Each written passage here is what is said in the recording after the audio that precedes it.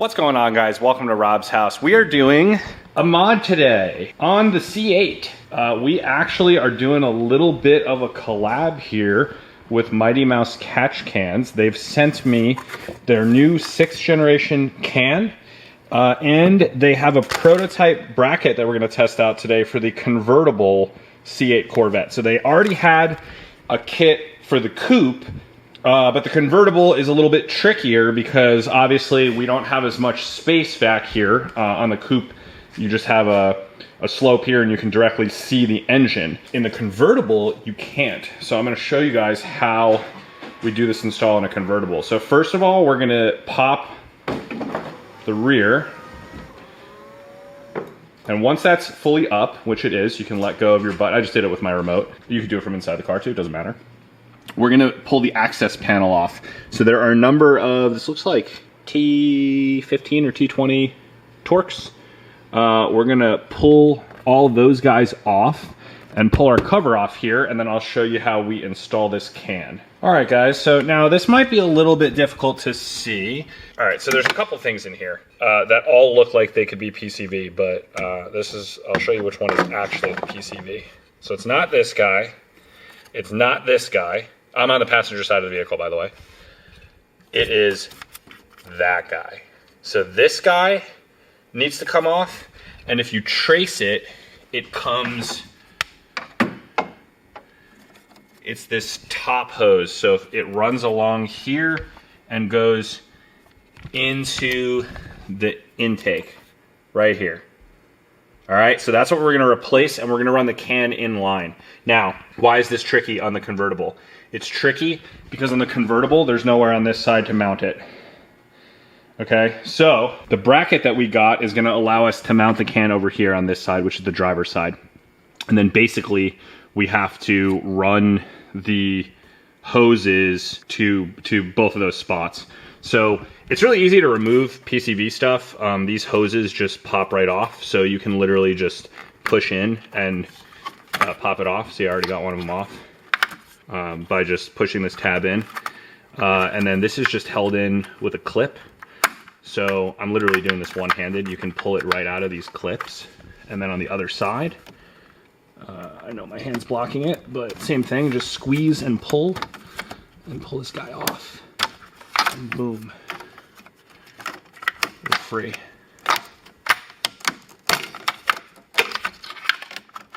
And then just, sorry, I'm paying attention to what I'm doing here and not looking at how I'm holding the camera. I know this is probably funky looking, but now we gotta just kind of fish this guy out, and that's our PCV line. All right, so very simple. Now we're going to put the can in line. All of these cans basically work the same way.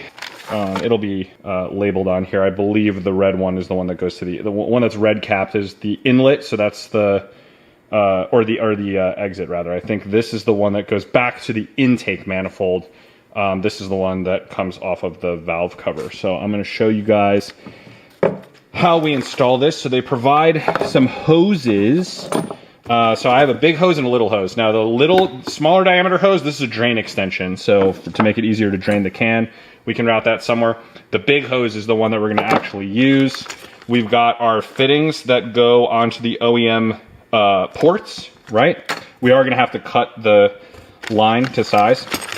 We've got our bracket that actually holds the can.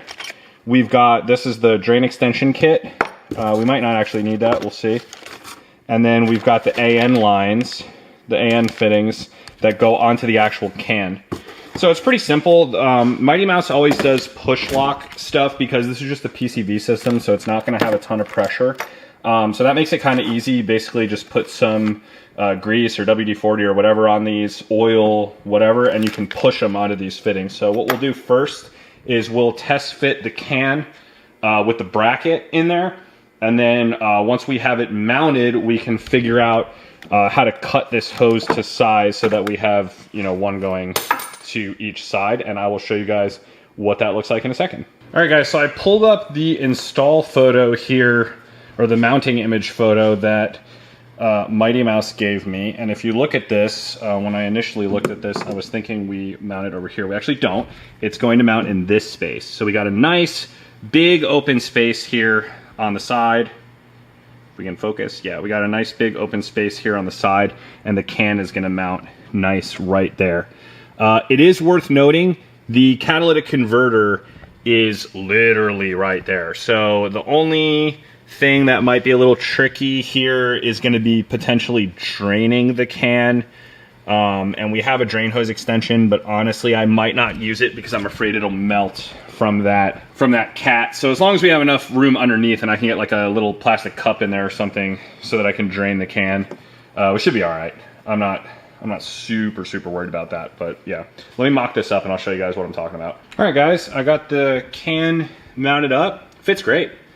Bracket looks good. So, couple things. So, it looks like the downside of this is that the can probably won't be able to be drained without being removed-ish. The good thing is their bracket has a quick release, so this thing just unscrews, and then the arm opens up and you can pull the can right out. So when it comes time to drain it, I can basically just lift the can up, pull the, you know, put a, I don't know, a bottle or a cup or something underneath it, and then drain it out. But it's going to be way too close to that catalytic converter to run the drain extension. So we're not going to use the drain extension, but that's okay. I appreciate Mighty Mouse sending it just in case, but I don't think it's going to work. So anyway, now I just got to connect the AN fittings and kind of, you know, measure these hoses. I think what we're going to, so the red has to go to the intake, which is right here, the intake barb, and then so that's the clean side, but the dirty side of the can goes into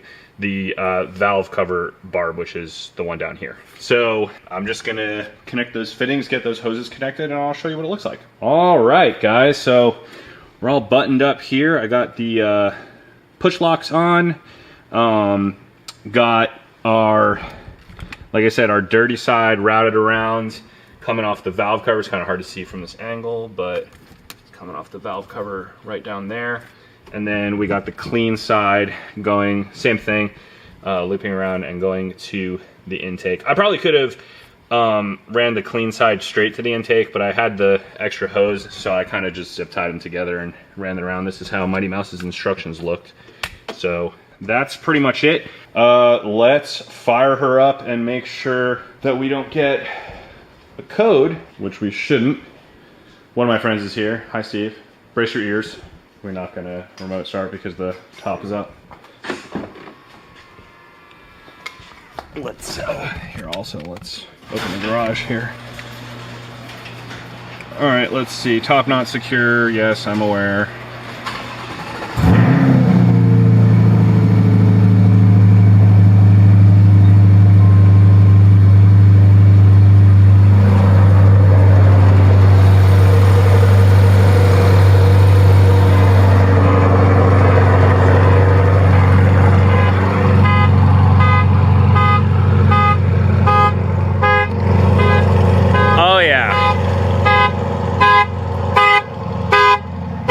Set the truck alarm off.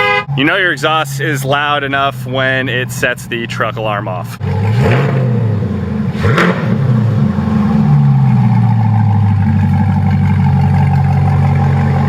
Works. It works. Yeah, it looks good. Guys, that's it. That's all there is to it, installing a catch can on these things. It's pretty easy. Shout out to Mighty Mouse for hooking me up with the first convertible prototype bracket. They'll be for sale on their site soon. So we have tested it. It works great. No problems at all. Bolted right on. And yeah, I think we're good to go. I'm going to put the cover panel back on, and that's it. That wraps up the install. So this is a short video, but as usual, hope this video was helpful. I'll see you guys next time.